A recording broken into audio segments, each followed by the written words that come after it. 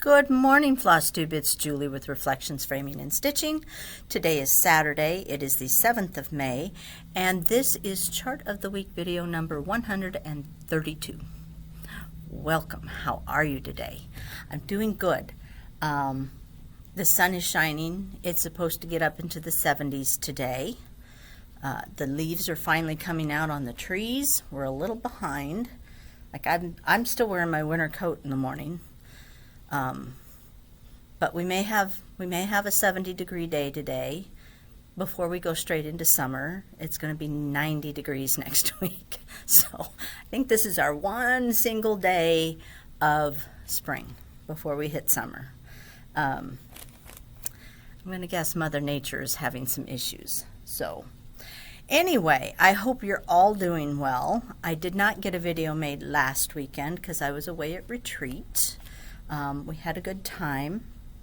Probably won't talk about that in this video. I'm hoping to make a video with Dan, the man, the myth, the legend, possibly tomorrow. So I won't talk about the retreat in this video. But we had a good time. And but I filmed on my camera just some updates, or not on my camera. I filmed on my phone some updates from retreat, but I can't figure out how to get them. It won't upload from my phone to my computer, and I can't figure it out. So I don't know if you'll ever see those. But anyway. We're not here to talk about retreat. We're here to talk about the chart of the week. The last chart of the week was the Fragments in Time from Summer House Stitchworks. And the question of the day for that chart was, which hand do you stitch? Are you right-handed or left-handed, and which hand do you actually stitch with? I did a little thing. I counted, and more than half of you are right-handed. And when you say you're right-handed, you are right-handed. Some of you stitch two-handed on it when you're using a stand. The rest of us that are left-handed, out of everyone that actually said, I'm left-handed, and gave an indication as to which hand they use. Only me and two other people who are left-handed stitch with our right hand. The rest of you are left-handed, left-handed, left-handed. And then there's a few ambidextrous people thrown in there, but even those mostly stuck with their dominant hand for stitching. So it was an interesting question. I kind of was thinking that there would be more lefties out there, but apparently not. I guess I had it in my head that left-handed people are more creative and crafty. I don't know where I got that idea from, but that's what I had in my head. And nope, you there's more righties out there that are stitching. So it was an interesting question, I thought, and it did confirm the fact that I'm a little on the odd side, being left-handed and stitching, holding the needle with my right. But thank you for answering that question. We had 75 comments on that video, so thank you for taking the time to do that too. You know I enjoy reading the comments. I don't always respond, but I do read every single comment. I did have some comments and questions that I thought I would address before we get into today's chart. Susan, she's somewhat local. She lives in, I think she said Council Bluffs, no, Des Moines, the Des Moines area. So a couple hours away. She has just returned to stitching. She'd given it up, I don't know, life got in the way or something. She's only been back to stitching for a few months. I just wanted to say welcome back, Susan, and I hope eventually you maybe make your way here for a visit. It's always best if you're coming from out of town, because I am a one-person show. Things happen, life happens, grandkids happen. It's always best to give the shop a call or send me an email. Don't send me a Facebook message, because I try and avoid Facebook anymore. So I don't often, and it doesn't for some reason send me a notification. So I don't often check Facebook for messages, nor do I check Instagram very often for messages. So it's best to either email me or give the shop a call, and just make sure that before you hit the road that everything is fine in my world and I'll be here. Just to save yourself the frustration of showing up and I'm sick, or there's a grandkid that needs me. My family's going to come first. So it's just always good to check in before making a road trip to the shop. And even those of you who live like on the other side of town, you know, feel free. Give me a call. Send me an email. Let's see. So anyway, Susan, welcome back to stitching. We're happy to have you. Elizabeth commented about the photography on the charts and how off it can be. And they don't understand, a lot of people don't understand why the charts can't be a little more, the pictures can't be a little more accurate. It's very, very difficult to get an accurate picture taken. Monitors are different. Printers are different. Like I've had something on my screen that looks perfect, and then when you get it printed out, it's like entirely different. It just happens that way. I'm sure the designers are not trying to take bad photos, but it is frustrating. I will admit that. I think that's one of the reasons why storefronts, local needlework shops are so important. Yes, you can buy online. Yep, and a lot of people do it. And more storefronts are closing because of that. But you can't see it in person. You can't really know what it looks like. Fabric is difficult online. Yeah, I mean, it's just difficult when you don't have a store. So I do want to encourage you all to support your local store.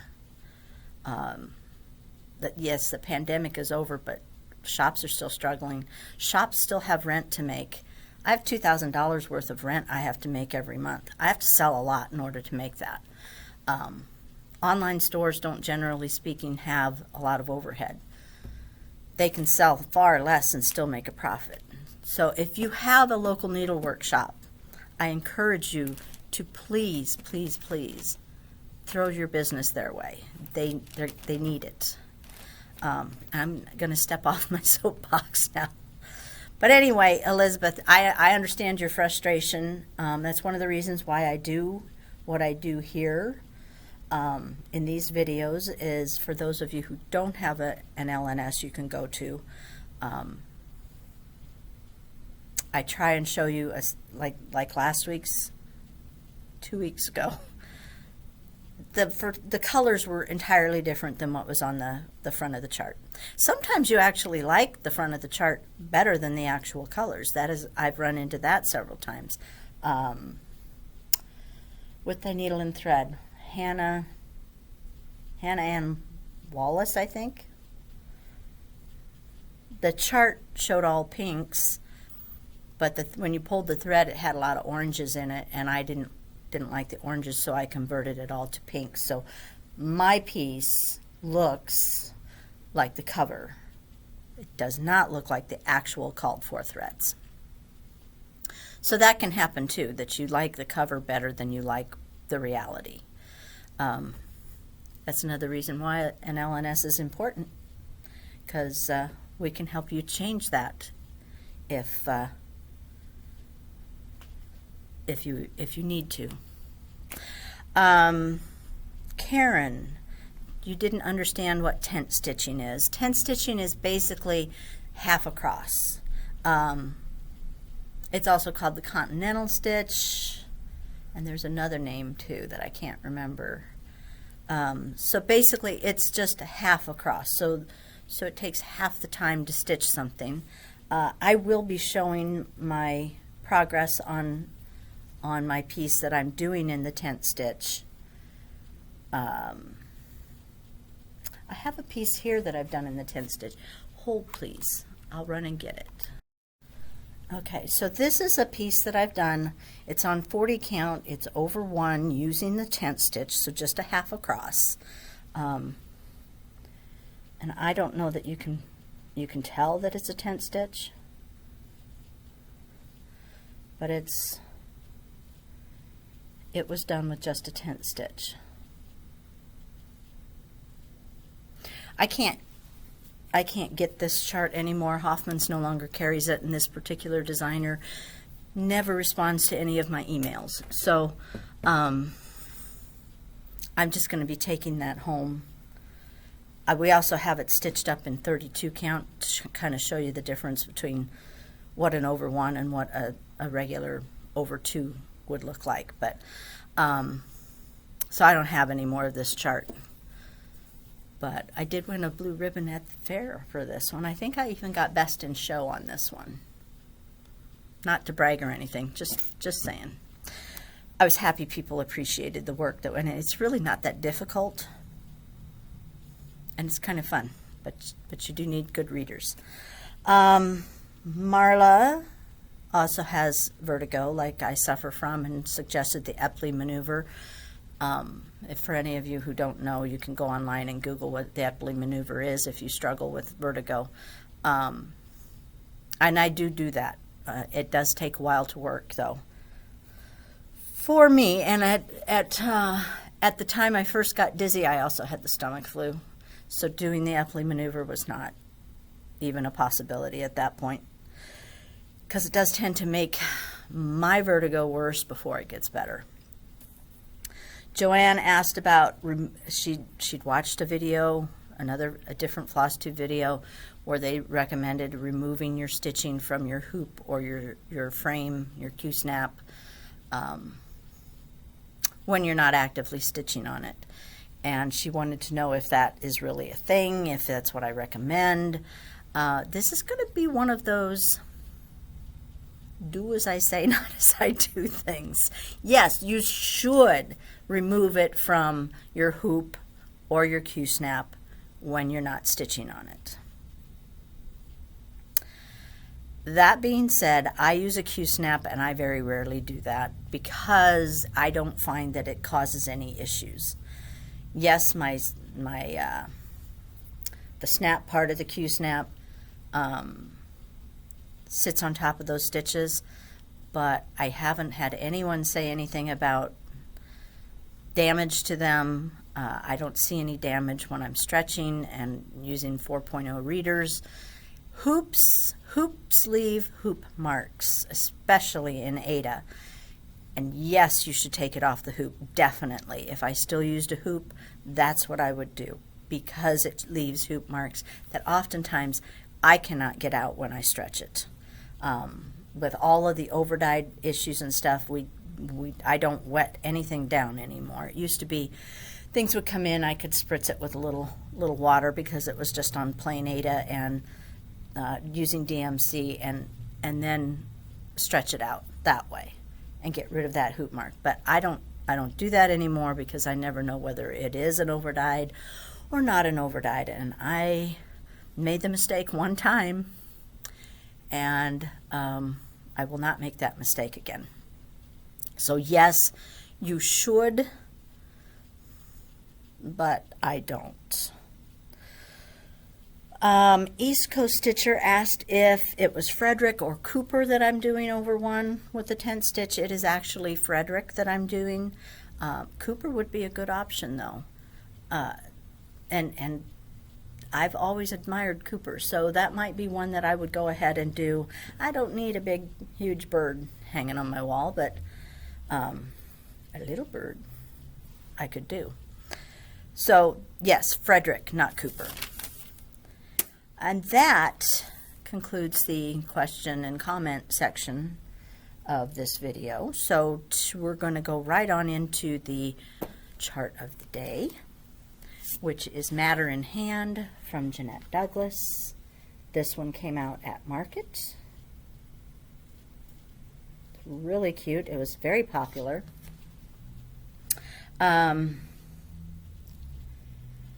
She has, it calls for Classic Colorworks, One Gentle Art, which I do not have and had to substitute for, and Weeks Dye Works, but she also does give the DMCs in the parentheses, so you can do it either way. I tend to like overdyes just because I like that variegation. I think it adds interest. So I would do this one in the overdyes. And I just substituted, what is the substitution for that? 420, which is kind of a brown color, golden brown. I just substituted Hazelnut from Classic Colorworks for the Harvest Basket. My hook doesn't want to stay hooked.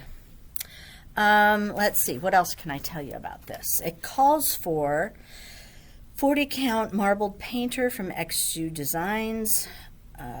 She also says a great match would be Zweigart Summer Khaki, but any neutral colored fabric would be lovely.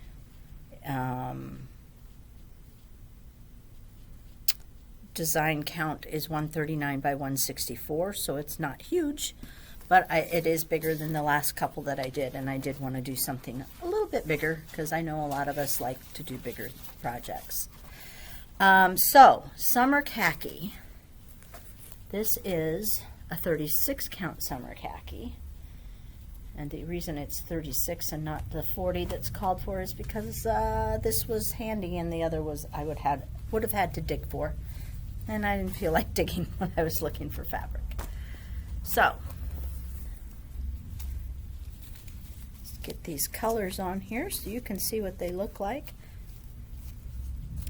And again, Summer Khaki in person does not look like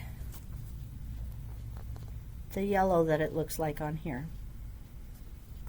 So again, pictures are deceiving, but that's what it looks like. And again, your monitor can deceive you too.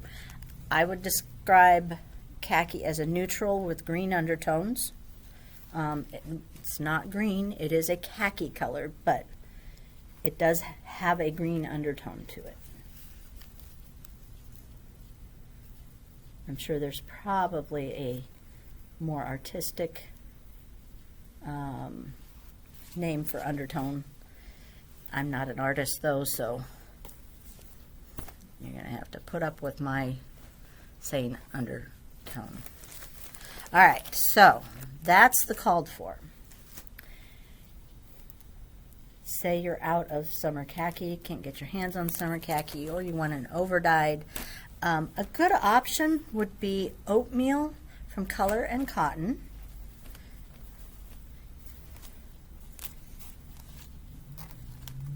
I like the colors on this really well.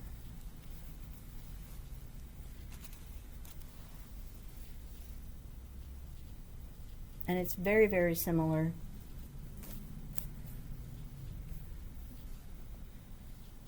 to the Summer Khaki. So that would be a good option. This is a 32 count.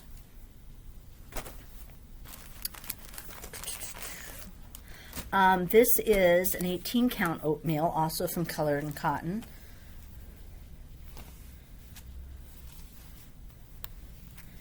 And that would work too, even though Aida often looks different from its linen counterpart in color. This is pretty close and would look good. And then this is Boardwalk from Color and Cotton. It's a little more green than the Oatmeal or the, than the Oatmeal. Just slightly more, not enough to really make a difference. looks like that.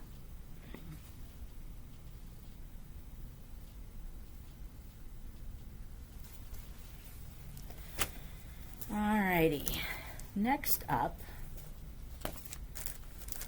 would be more like the picture. Okay, so let me remind you of the picture. Kind of a yellowy beige is what it looks like on my end. So I have pulled Milk and Honey from Fiber on a Whim.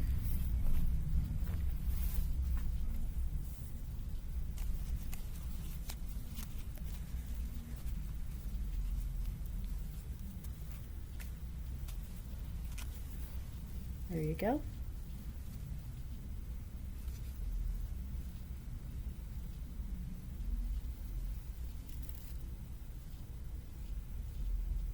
So that would give you more the look of what's on the cover.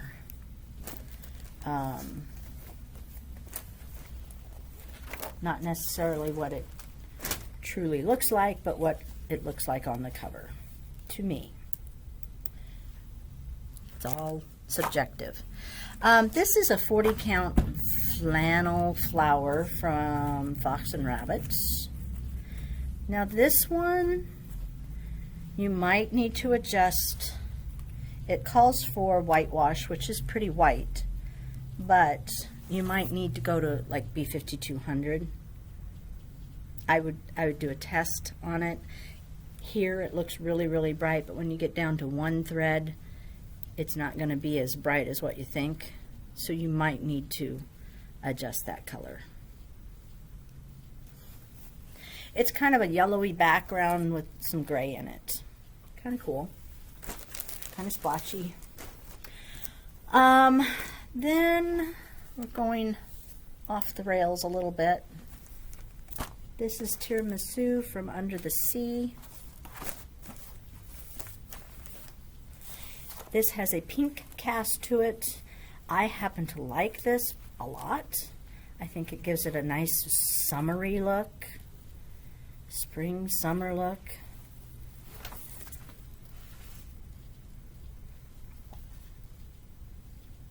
I think it blends well with all the colors. Like I said, I like that one a lot. A lot. Next up, let me turn my bag around. A 16 count Seaside Aida from Hand Dyed by Stephanie.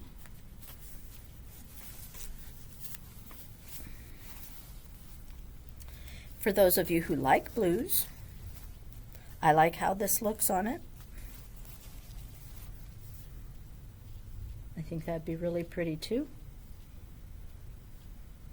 Less prim, for those of you who maybe don't like prim so much.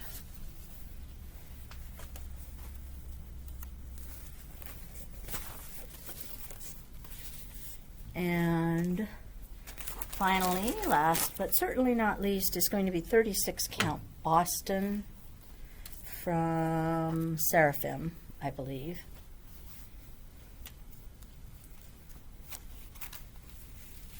Now let's hold it this way.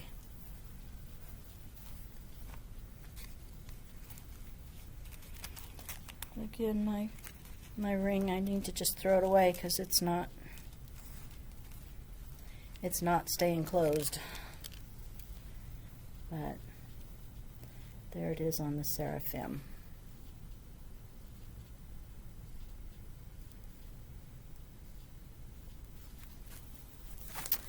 So that's all for the fabrics today. I hope you enjoyed seeing that chart and some different options for fabric.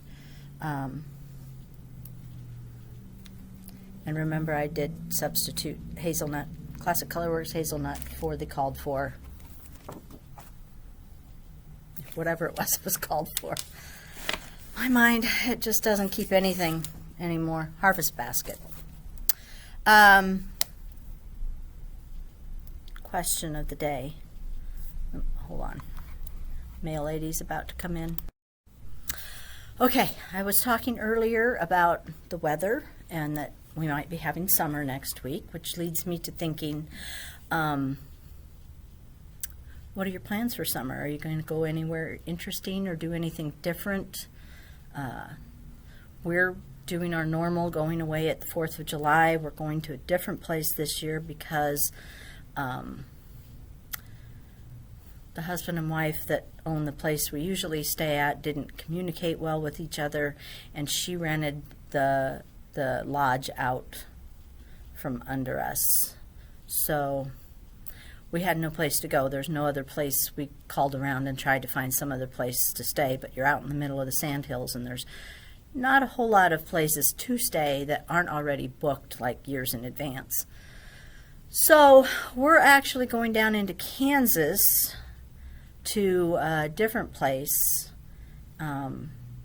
Looks really nice. It's not very old. It's got air conditioning, which that's a plus because the other place we stay has no air conditioning. It's very moldy. And you might ask why we go, because it's cheap and it will take the dogs. And it has a private lake. So it's out in the middle of nowhere,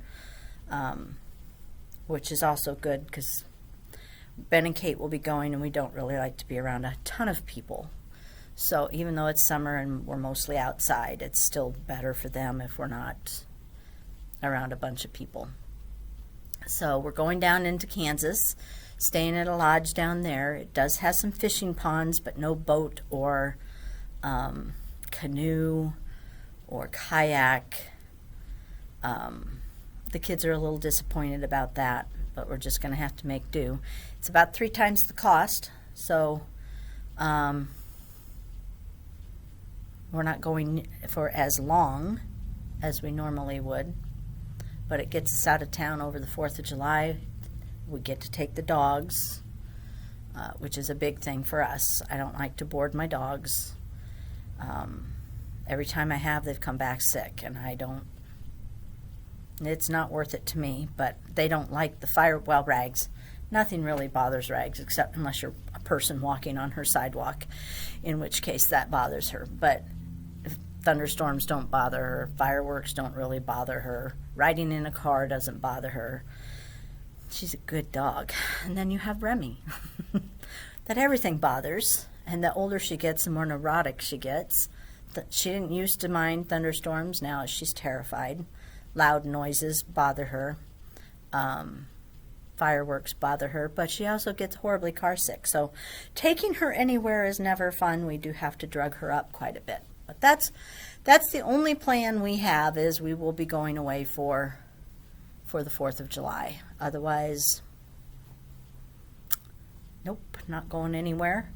So I'll live vicariously through you. If you wouldn't mind sharing what your summer plans are, whether you're going to go anywhere new or interesting, or just do what I do and go sit by a lake somewhere and cross stitch for 5 days. That's my plan. Last year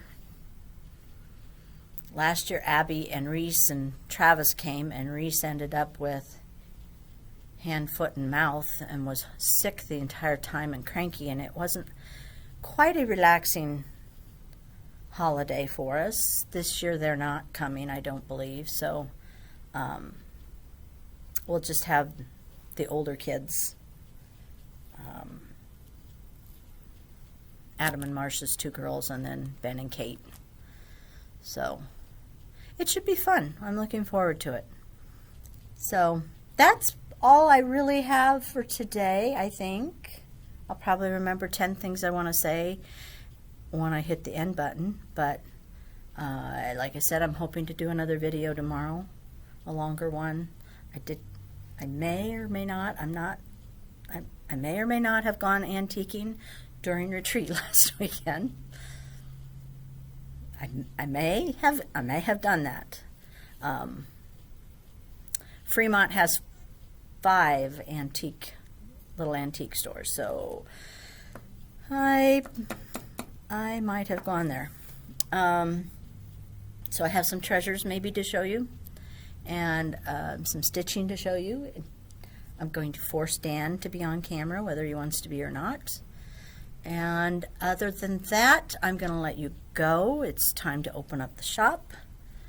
So I want you to have a great weekend and a good week, and I will see you next Saturday. Same time, same place, same bat cave. Take care. Bye.